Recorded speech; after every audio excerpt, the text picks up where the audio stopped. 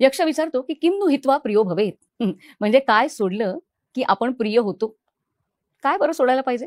खरं तर अनेक गोष्टी सोडायला हव्यात. पण युधिष्ठिरांनी उत्तर दिलंय की मान सोडला ना तर आपण प्रिय होतो. मान म्हणजे अभिमान किंवा अहंकार. दोन माणसांना एकत्र आणण्यापासून सगळ्यात मध्ये जो रोखतो ना तो असतो अहंकार. आजच्या भाषेत इगो. मी तिथून चालले होते, साधं लक्ष सुद्धा दिलं नाही. बस एवढीशी गोष्ट पुरते आपल्याला त्या माणसाची कायमचं शत्रुत्व घ्यायला. पण आपण थोडासा पुढे जाऊन विचार नाही करू शकत की बाबा काय असं झालं होतं म्हणून त्यांनी माझ्याकडे लक्ष दिलं नाही. कदाचित तो त्याच्या विचारांमध्ये असेल, कदाचित कुठल्या तरी प्रश्नामध्ये असेल, किंवा खरंच कदाचित त्याचं लक्ष माझ्याकडे गेलं नसेल. पण आपल्यातला जो अहंकार असतो ना तो इतका गुणी नसतो. तो लगेच आपल्याला त्याची तक्रार ऐकवत असतो. हा जो मी असतो ना तो फार अवघड आहे. बासरीच्या बाबतीमध्ये मागे असं वाचलं होतं. म्हणजे आता ते बासरी वादक किंवा बासरी घडवणारे तज्ञच खरं सांगू शकतात. पण हा वाचलेला किस्सा आहे की बासरी पंचमी, सप्तमी, अष्टमी, नवमी, दशमी या तिथींना बनत नाही. ती बासरी जर त्या तिथींना केली तर ती पिचते म्हणे. का? कारण ह्या तिथीमध्ये मी येतो आणि बासरीमध्ये मी शिल्लकच उरता कामा नये. एका शायरचा शेर आठवतोय. तो असं म्हणतोय की कहलवाता है जो तू बस वही कह सकती हूँ. बासरी म्हणतीये कहलवाता है जो तू बस वही कह सकती हूँ, अपने मन की कहूँ इतनी मेरी औकात नहीं. मी मोकळी आहे रे पूर्णत्वानं. तू जशी फुंकर घालशील ना तसंच मी वाजणार आहे. ही फक्त बासरी नाही. हे खरं तर आपण म्हणायला हवंय असं त्या शायरला वाटत असावं कदाचित. कारण खरोखरच त्याच्याशिवाय काय आहे. पण हे म्हणायला फक्त आपला अहंकार आपल्याला काही मोकळा बसू देत नाही. अहंकाराचा फणा म्हणजे कसं म्हणावं मला लक्षात येत नाहीये. पण अहंकाराचा फणा जितका मोठा तितका आपला कणा अधिकाधिक ताठ होत जातो आणि आपण झुकणं कमी करतो. कबीरजींचा एक दोहा आहे. कबीरजी म्हणतात ऊंचे पाणी न टिके नीचे ही ठहराय. पाणी वरती नाही राहत, ते नेहमी खालच्या दिशेनंच धावतं.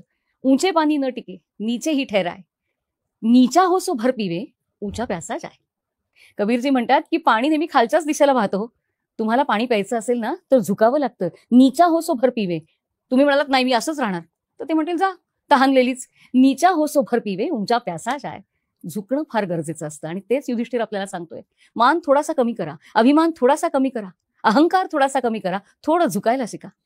मला तर कधी कधी असं वाटतं की आपल्या प्रथा किती सुंदर आहेत नाही. लग्न होतं आणि लग्न झाल्यानंतर तारा बलम चंद्र बलम तदेव हा श्लोक झाल्यानंतर मधला अंतरपाठ दूर होतो आणि मग वरानं वधूला आणि वधूनं वराला माळ घालायचे. ही माळ घालताना दोघांची स्थिती काय असते?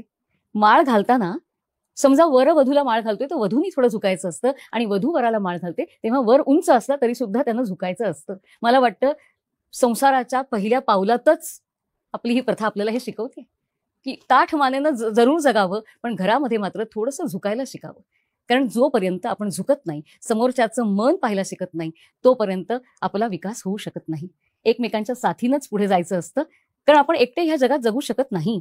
आणि म्हणूनच अहम जरी महत्वाचा असला तरी त्याचा आकार किती वाढतोय याच्याकडे लक्ष द्यावं लागतं. अध्यात्मात तर सगळ्यात मोठा अडसर ह्या अहंकाराला म्हटलेला आहे. एकदा एक माणूस एका फकीराकडे येतो आणि म्हणतो की तुम्ही सगळ्यांना देव दाखवता ना मग मला दाखव ना. फकीर म्हणतो तुला पाहायचंय ते जा, तिथे समोर एक डोंगरावर घर आहे बघ, जा तिथे जाऊन पहा, तिथं बसलाय तो. धावत पळत माणूस तिथपर्यंत पोहोचतो, दार वाजवतो, आतून आवाज येतो, कोण? हा म्हणतो मी. दार उघडत नाही. 15 दिवस असं होतं. हा माणूस चिडतो आणि माणूस त्या फकीराला जाऊन म्हणतो खोटं बोलता काय तुम्ही? मी 15 दिवस गेलो, दार वाजवलं आणि माझ्यासाठी दार उघडलंच गेलं नाही. फकीर त्याच्या कानामध्ये सांगतो आणि म्हणतो जा आता जाऊन बघ काय होतं. तो माणूस त्या घराच्या समोर जाऊन उभा राहतो, दार वाजवतो, आतून आवाज येतो, कोण? तो उत्तर देतो आतही तूच आणि बाहेरही तूच.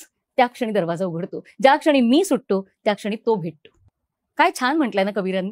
प्रेम गली अति साकरी जामे दोन समाय. अहो प्रेमाचा रस्ता ना फार अरुंद असतो. त्याच्यावर दोन माणसं नाही उभी राहू शकत. आणि मग त्याला पुढे जोड देताना कबीरजी म्हणतात जब मैं था तर भारी नाही. जेव्हा मी उभा होतो ना तेव्हा तो नव्हता तिथे, तो म्हणजे भगवंत. आणि आता जेव्हा भगवंत उभा आहे ना तेव्हा मीला मुळी वावच नाही. अशी ही प्रेमगली. तेच सांगतायत युधिष्ठिर सुद्धा की थोडासा अहंकार कमी करूया, थोडासा मान कमी करूया, थोडासा इगो कमी करूया.